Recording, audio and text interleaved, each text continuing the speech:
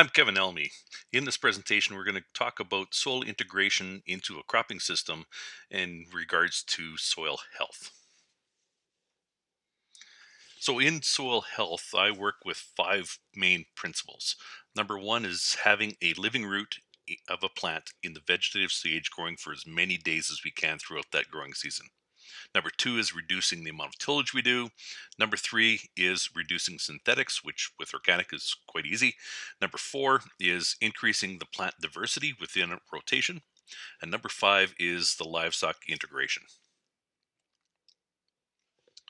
So when we are incorporating livestock, in the big picture, it isn't really important to have livestock in our management system, but it does allow that soil to build and heal dramatically quicker than without. Our soils were built in in all of the agricultural areas. Our soils were built with livestock and wildlife through many centuries of evolution of our soils. So it just makes sense that if we can find some way to get the livestock back into our management, it just makes sense that our soils are just going to be better if managed properly.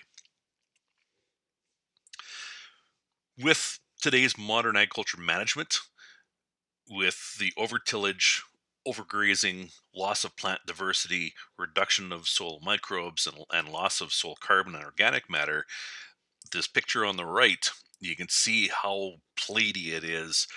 In this field, I was jumping on a shovel trying to get the shovel into the ground. It was this in this case it was dirt. It was not soil. There was no life in it. It was really nasty. So we need to change our management. Otherwise, this is what's going to be happening to our soils. So one of the tools by getting the livestock integration in is the use of cover cropping. The cover crops will allow more livestock impact on our land because we're going to have more opportunities for cows to be out there grazing, or bison or sheep or horses, whatever we decide to use. So some of the different types of cover crops we can use. First one is the relay cover crop. And the relay cover crop is going to have your main cash crop, and then underneath it, whether at the same time or after the seeding of your cash crop, you're going to seed something that is going to be underneath the canopy of that cash crop. You'll harvest it. Then this relay cover crop will continue growing into the fall and into the winter. So that's a relay cover crop. So it's like a relay race. Intercropping is growing two cash crops together. And so something like oats and peas, harvest that off, and then you separate it. But it also gives you another opportunity to get either a really cover crop, or try more plants growing in the fall. Or we can do a full season cover crop. So with the intention of replacing a summer follow application, or something that in rotation doesn't make you a lot of net dollars per acre, well, maybe replace with a full season cover crop. And and we'll talk about whether we hay it, graze it, or how we manage it. The capture cover crop, or the post harvest cover crop. This is where, if in the case of a capture cover crop, if you're doing a green manure, you're working that green manure into the ground, then you turn around, you seed something that is going to capture all those nutrients that the cover crop has brought up and being released in that soil. The post-harvest cover crop, very similar, where we would harvest our cash crop and then turn around and seed a cover crop after that, to have once again that green plant growing into the fall. Or the other option is including either short or long-term perennial forages in rotation. So whether it is as simple as having a biennial in, so it's in for 2 years, or we'd go a little more advanced and have something that's in for, say, 3 to 5 years, or have something in for 10 years, managed properly, it can do a lot of good fruit to a lot of soils. When we start looking at the livestock integration, you do not have to own the animals. For myself, I've never owned an animal, uh, besides some cats and dogs, but they really don't count. But when we start looking at it, I am trained as an agronomist. I know how to grow things for plants. Neighbor down the road, he's a rancher. He knows how to raise animals. So in a lot of cases, those livestock producers tend to be a little short on feed, so they're looking always to, buy feed. So instead of the case in this case, what I'm doing is I'm seeding down some grazing land, so that this way I can have the animals that have the animal impact on my land without having to own the animals. So I supply the fence, the water, and the plants. They bring their animals over. So it works out really quite well for us. So we're working on each other's strengths. When we start looking at the custom grazing, the compensation is going to be determined on how much everybody has to do. So if the livestock owner has to put up the fence and has to haul water and has to, the more work check on the animals, then compensation is going to have to reflect that. Whereas if in my case, the bison producer that I'm working with, he brings the animals over. He'll bring over a little bit of mineral that he wants into his animals, and then he picks them up close to spring. So it works out well for him, works out well for us. So it has to be a win-win, and that's whenever I'm doing my talks, if it isn't a win-win, it isn't going to work long term. When we start looking at this livestock integration part, we have to be looking at our goals. What are we trying to do? We have to look at short-term goals. We have to look at long-term goals. Where do we want to be in you know, in this time frame? What are we trying to do? What are our issues? Using this livestock integration is an awesome way to convert land from conventional into an organic system. Because we have that 3 year transitional, whole thought process with having that 3 year transition is, and once again, organic people tell me it's to detoxify that soil. There's some of that. The biggest thing, the whole thought process behind it, is it gives you time to build a favorable fungal to bacteria ratio. And if you listen to my weeds presentation, I talk about this fungal to bacteria ratio, and most of our agriculture soils are dominated by bacteria. So we have a low fungal to bacteria ratio. When we have a fungal to bacteria ratio under zero point 0.3, so that's zero point 0.3 pounds of fungi per pound of bacteria, when we're under that, this is where we have wild oats, this is where we have cleavers, this is where we have our early successional plants growing that we call weeds. Once we get over that zero point 0.3, those weeds disappear. So the whole thought process between the 3 year transitional period is to build this fungal to bacteria ratio, because when you go from conventional to organic, you lose some of the, in quotes, easy buttons to control weeds to using more cultural. And the more tillage we do, the more nitrates we have in the soil, the more bacteria we have in our soil, the more issues we have. So if we can have these livestock integration periods within our rotation, that's going to build that fungal or bacteria ratio. That's going to solve a lot of our agricultural issues that we have in our production. So when we have this livestock integration, there's a few ways of managing the the plants that we grow. So we can go in and we can harvest that plant production as hay or silage. So the positive there is it cleans up that land without doing a lot of tillage, because when your weeds get to that flowering stage, go out and cut it, roll them up in bales, and we've reduced that seed load going back into the ground. The negative is it exports nutrients from that soil. The carbon, when I listened to Jay Fear speak a couple of years ago, he went through the carbon budgets in plants growing. And the numbers that he was talking about was about 75% of the carbon that is above ground in plants is eventually lost to the air. So to go out and hay it, yeah, you're losing some carbon. The key in haying is leaving enough residue there to leave some soil armor. And so that may help compensate some of the losses that you have. And to have this perennial, okay, or short-term perennial, when we're getting into these hays and silage, we're reducing our tillage. So that's a big positive in my mind. Soil organic matter is built through soil exudates that feed microbes and the root mass that is left in the soil after you harvest it. So the more or the longer period of time we can have of plants growing, having those root exudates going into the soil feeding microbes, that is the quickest way to build soil organic matter. We can build organic matter from the top down quicker than we can from the bottom up. The geologist will say to build an inch of topsoil is going to take about between 1,000 and 2,000 years.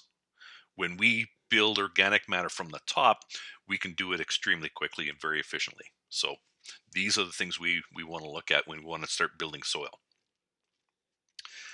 The trade-off of using the export model of just haying is going out and having a plan to go out and hay a piece and then turn around and graze that piece after. So it's going to be a compromise between straight hay and straight grazing. We can get the bales off, but after we get the bales off, then we have the animals turned out. Now we're getting that manure and urine back onto that soil, which is once again going to help stimulate and cycle these nutrients a lot more efficiently. If you want to go that next level, so the bales you took off that field, you just leave those in the field so that this way you have that secured feedstock and it's sitting in the field ready to graze. So you do modified bale grazing in there with the bales that you have. So this way you've got those, so you can go out and count your bales. So you have 250 bales off of 100 acres. That's going to feed so many cows for so many days. Plus, you're going to be grazing. So there's the economics of how to figure out the return on something like that. Ideally, the quickest bang for the buck to build soil with livestock is grazing. The grazing, if you do, the integrated management of the grazing animals out there, it will help manage your residue for future crops. It'll clean up unseeded acres, so that fence rows, sloughs, some eroded areas. It'll help clean those areas up. Very low cost relatively for feeding cows. The negative is it may be unevenly grazed, depending on management. And that management part is when we look at grazing, do we want to rotationally graze it? Do we want to continuously graze it, which is the least effective way of grazing from the standpoint of effectiveness for soil building? We can do stockpile grazing, whether it's fall, winter, or spring. If you're interested in this and using livestock as a tool, Alan Savory has some wonderful books that you can read about how the holistic grazing model works and why it works. So that's a real good resource to get into if you want to get deeper into that. When we start looking at this grazing part, now the question is, do we want to add supplemental feed to our grazing area? it it gives you an opportunity to import more nutrients. It imports more carbon into that field, but it increased cost. That increased cost also increases the days in the field, so you're going to get more return out of it. So the real big dilemma is, what is that bale cost? How many pounds is it? So what's the cost per pound? What is the days of grazing you get out of it to realize a profit out of it? Those are the things we have to work on.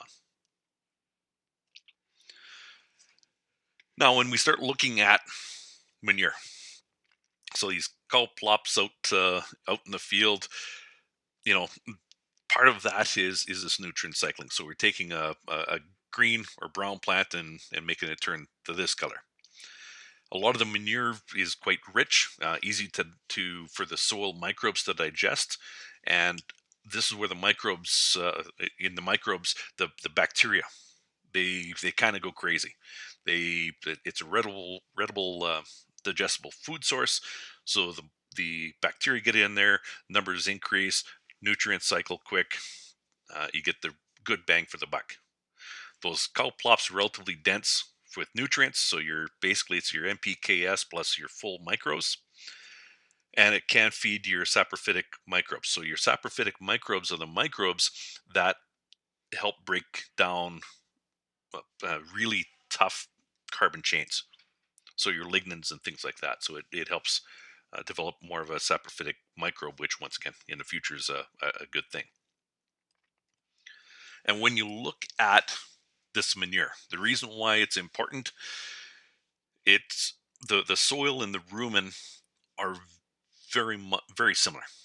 So that what we're dealing with is a biotic system that is quite easily to throw it out of balance. That is why when we are looking at these cow plops, we need to be able to go and get a read of how those animals are doing. Do they have proper balance in their feed? When we start looking at animals, ruminant animals, there's two sensors in that rumen. One is for quality, one is for quantity. One of the stories I like to tell is when we started getting into hay production on our farm. We the guy that was doing the baling for us in the past, he would cut it and bale it, and it was an alfalfa brome stand, and he would let it get to full flower, knock it down, bale it up, take the bales home. So it was a win-win. I needed the haying done. He came over, he cut it, and he took it home, sent me a check. Everything was good. Then he was working off farm. He getting a little behind, so I said, you know what, it's time for me to buy a hay bind. So I bought a hay bind, and I went out and I cut the alfalfa when it was in that bud stage. Cut it, baled it. He took the bales home, and it was around year end in December. And he came to me and he said that the cows did not like my bales. I said, "Oh, tell me more." He said, "Well, when he put out the bales, when he cut it, the alfalfa was full bloom. The brome grass was relatively mature. The cows would eat all of the bales, and then he would have to put some chop out to make them happy. Whereas the stuff that we're cutting in the bud stage, the cows would eat three-quarters of it, and then they would go off and they would look for straw to eat. And they said, well, they don't like it." And then I explained to him the whole idea of these two sensors, so quality and quantity. When you're feeding relative feed value of, or the alfalfa brome that is fully mature or close to mature, your relative feed value would be in that 90 to 100 range as a quick number. When you're in the bud stage, we did feed tests and our relative feed value came back at 150. A beef cow needs about a relative feed value of 110 to 125 as a quick range. So the alfalfa that was mature was too low. And so that quality sensor did not go off. So the cows just kept eating. With the stuff that we cut and it was relative feed value of 150, it was too rich for them. They ate what they wanted, all they wanted of the high quality feed. That quality sensor went off. Then they went to look for roughage. This is as dumb as cows are, they are actually smarter than us than what they know what they need to be eating. So when we can have that balance of they can eat all they want of the good stuff, then they go look for roughage, that rumen will be clicking on all cylinders and you're going to get good growth, good maintenance. Whenever you see a cow out in the pasture and her head is down on the ground and she's sniffing and moving her head back and forth and walking but not eating, she's hunting for something. And this is where in a pasture, if you have a bale that's high protein, high relative feed value, and then you have some straw bales out there, and the animals go to one of those bales and start eating those, they're eating that because they are balancing their ration. And then this is where looking at the manure, you'll see it going from, you know, too runny or too hard to being what they call ideal cow patties. When we have too much fiber in our system, this is where we have those hockey pucks and it stacks up. When we have too little fiber, that's where if Bessie has a cough, make sure you're looking at her eyes and not her tail because it could get messy, that runny manure. So these are the things that we have to, it's a crappy job, but it's something that we have to go out and just pay attention to. So here's two examples of cow patties. The one on the left, there's actually an app from the University of Wisconsin that will rate your cow patty. And so on the left, you'll see relatively smooth outside edges. You'll see, it's about between 2 and 5 centimeters thick. And you can kind of see that it kind of goes in waves across that cow patty. So it's kind of uh, hollow in the middle and kind of ripples on the way out. Whereas the one on the right, you can see that this animal had too much fiber, and it's coming out in clumps. These are the things we have to just pay attention to, so that when we have this rumen operating efficiently, most likely our soils are running optimally too.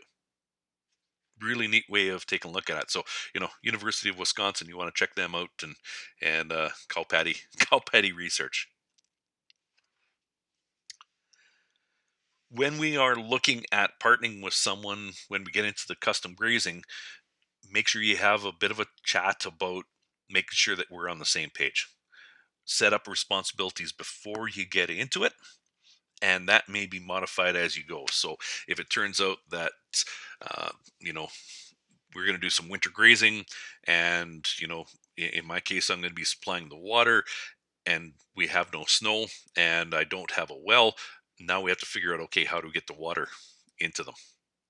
So who's going to be in charge of minerals, who's going to be charged in checking them, if the fence breaks, who does it, all those little things, have it figured out beforehand, so that there's no hard feelings as we get deeper into this. Now that we have a partnership and we have our goals, we have our responsibilities, now we're going to have to design feed for these animals. So this is going to be done the year before. So when we're looking at designing a cover crop, we have to find out, what is our goal? What is our feed goal? We have to decide if we're going to be haying or silage. Are we going to be grazing it? Are we going to be cutting it and then grazing it? Are we going to be swath grazing? Or are we looking at stockpile grazing? So whether it's fall, winter, or spring. When we go through each one of these, our what we need in plants is going to be slightly different. So these are the things that we're going to have that plan of what do we want to do. In some cases, there's some overlap, but we want to make sure that we have that plan in place.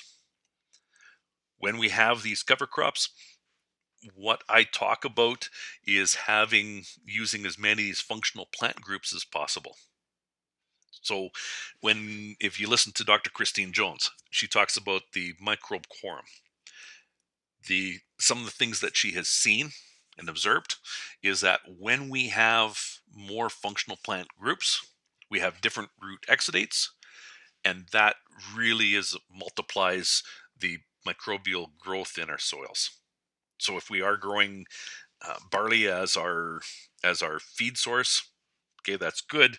We throw some peas in there, boom, we get a little better feed quality. We're doing better for the soil. We throw in some sunflowers, boom, we get that next jump. Throw some phacelia, boom, we get that next jump. We're adding more and more diversity into our system.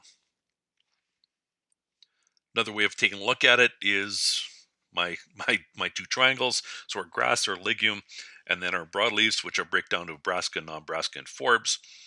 The diversity part where it really kicks in is when we start adding in warm season and cool species of each. When we work with annuals, biennials, and perennials. Now we have lots of species to be working with. This all goes back to, what is your goal? What are you trying to do? How are we going to get there? These are the things we have to think about. Once we have that goal in place, now to go through and create this blend is going to be significantly easier. When we look at grazing, what we want to do when we're picking species is picking plants that regrow after being grazed. We want to have that regrowth. We want to have that green plant growing. In this case, we want to use some late maturing varieties, later maturity. We want to use even some biennials. And whether that biennial overwinters or not, that's going to depend on what your goals are. Or we get into the perennials. We want to keep that plant in that vegetative stage as long as we can. Ideally, we want to use paddock systems so that we can control the grazing, so that once again, you listen to the Alan Savory's uh, uh, management of his grazing, is you want that plant to almost fully recover growth before it gets bit again. When we do that, now we have a full healthy root system that recovers through stress way better than having something that is grazed down like a putting green. And the one of the really interesting things, Jay Fear presented this information from the Menican farms down at Bismarck. And what they did is they took these different species that they had in this cover crop blend, and they cut the plants in half. So what they did is they balanced it on their finger. It was really high tech. And when you can balance a plant on your finger, that balancing point is 50% of the plant is on the top half, 50% is on the bottom half. So easy way to go out in the field and figure out where you should be grazing your plants down to, unless you're dealing with winter grazing, and then it's less critical. But when we start looking at where the plant nutrition is and the quality is, so you look at the annual ryegrass, the top half of the plant, the crude protein is at 15.7%.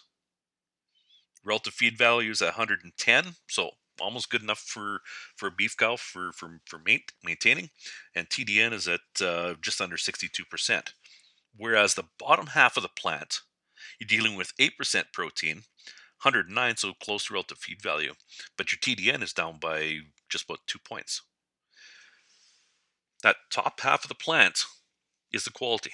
The bottom half, when we start forcing the cows to clean up that bottom half of the plant, this is where your higher nitrates are. This is where your higher sulfates are. This is where the higher lignin is.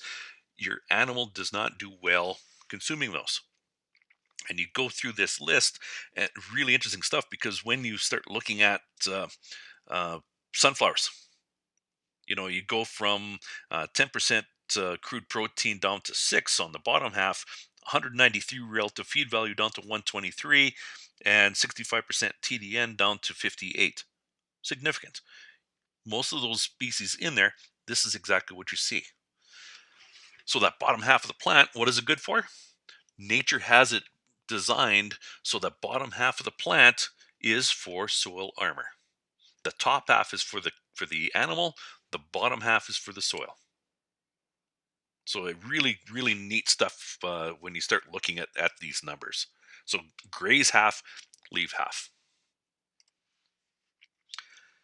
When we look at the hay and silage, the regrowth is not as important unless you're planning on doing the grazing after. The regrowth can help with that soil armor part, so that can be important. When we're looking at species, when we're haying, we need that plant to dry down. So using these juicy plants, these brassica plants, I do not recommend using a lot of brassicas in hay.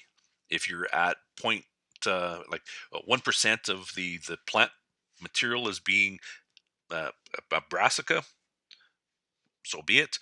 Anything above that, it's not going to be fun. When we look at silage, yes, you can now include some of these juicier plants, these higher moisture plants, but there's some upper limits to that, because if you have bale silage, if you have bag silage, and you have these brassica plants with high moisture, you put them in there, that bag or that bale is going to freeze.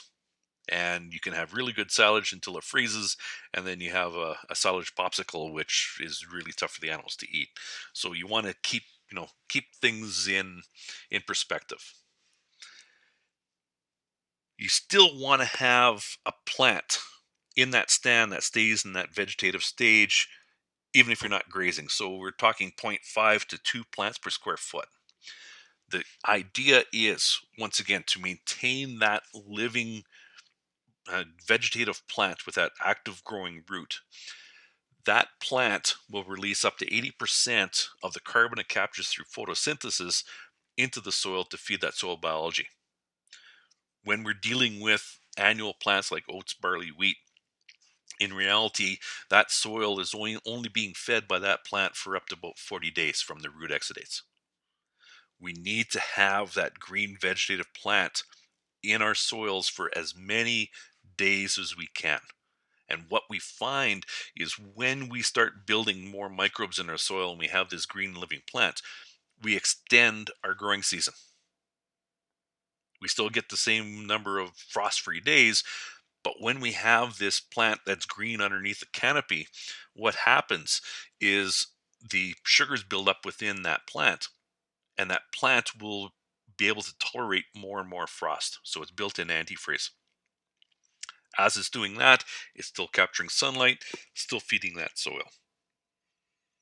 So whether it's grazing or not, one of the keys I think in building soils is having that green vegetative plant.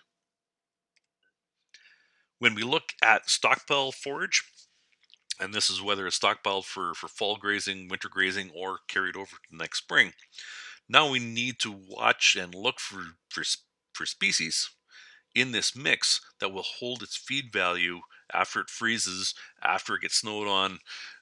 We need to be able to maintain that feed quality. And then, do we have it standing? Do we put it in a swath? Do we create a bale without tying it? There's different ways of doing this stockpile grazing or stockpile forage. So now the next question is, okay, so if we're going to be going into a stockpile grazing for fall, that's relatively straightforward from the standpoint of we don't have to worry about a lot of uh, uh, losses in our system. But when we start dealing with winter grazing, and we start talking about getting 20, 30, 40, 50 centimeters of snow in this stand, how high of a plant, like what kind of plant architecture do we need in order for that to stand through the snow so that the animals can eat it? The other question is wildlife damage. If we, between whitetail, deer, elk, moose, other critters out there, if we have a real good feed supply, these animals are going to come in and they're going to be in there eating this forage we have earmarked for our livestock. What can we grow in there that those animals, the wildlife, are going to be less picky about? And this is where, if you've ever seen livestock go into and have a choice of bales, what bales do they eat first? Do they eat the stuff that is the reed canary grass and the low relative feed value? They'll eat the highest stuff first.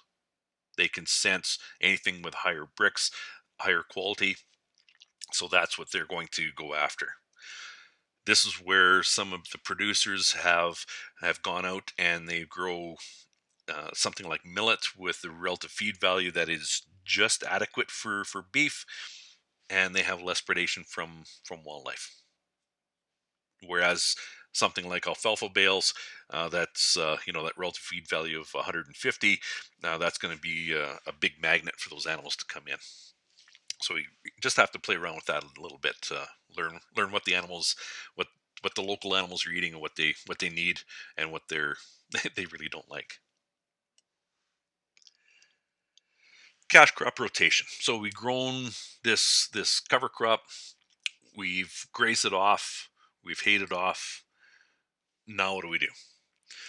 Especially after grazing, the nutrient cycles in that soil that we've grazed, everything speeds up. So our soil nutrition supply levels are quite a bit higher, because when you're looking at a beef cow will urinate about 10 gallons a day.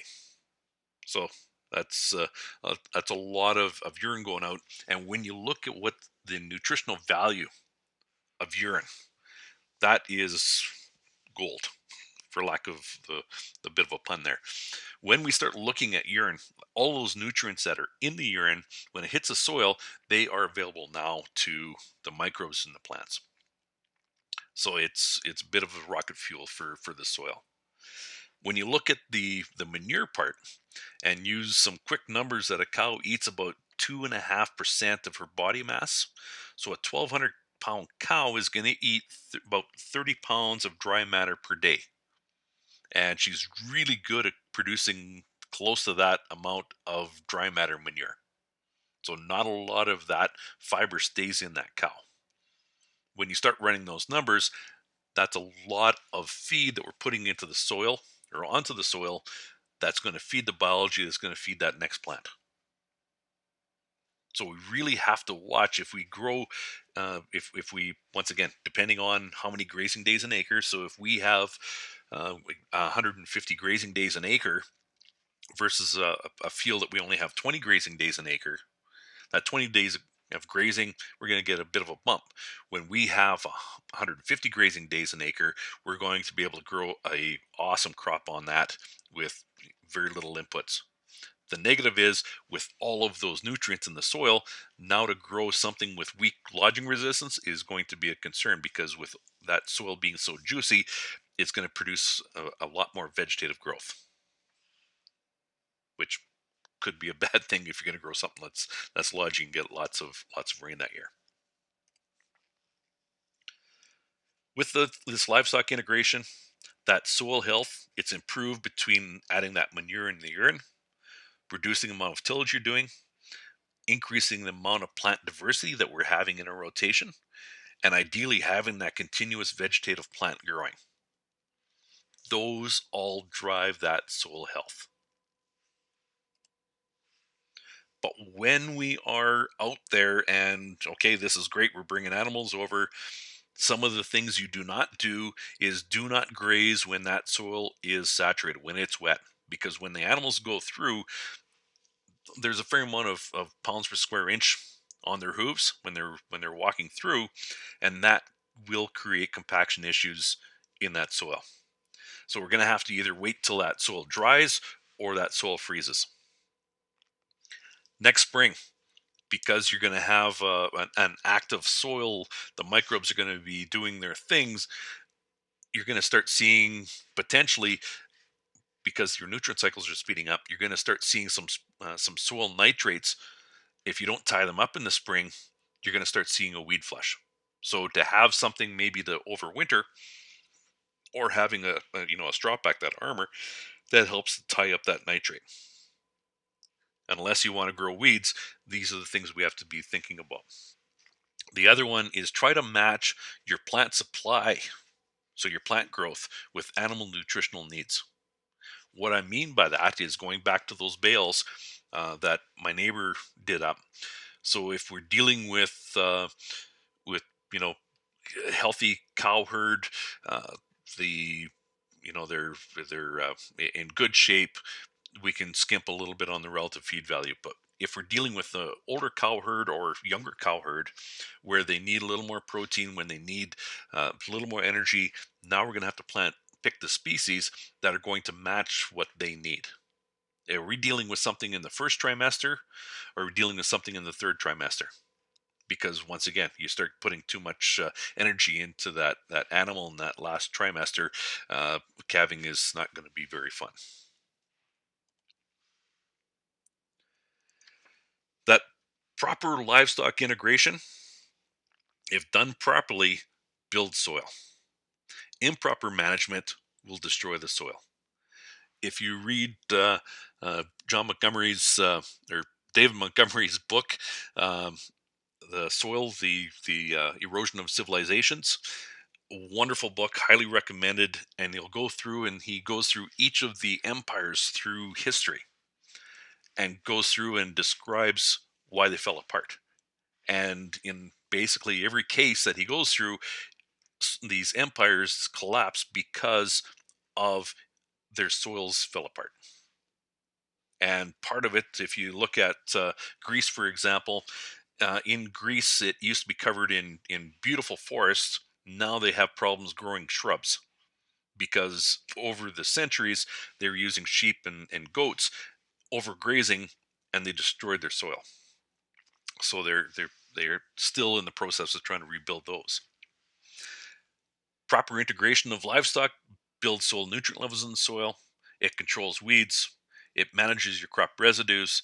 It has the opportunity to increase your plant diversity. which then increases your microbe diversity in the soil and it also creates new cash flow opportunities. So if you're strictly a grain producer during the winter, now you have the opportunity to be charging someone to bring animals over to do some grazing on your land.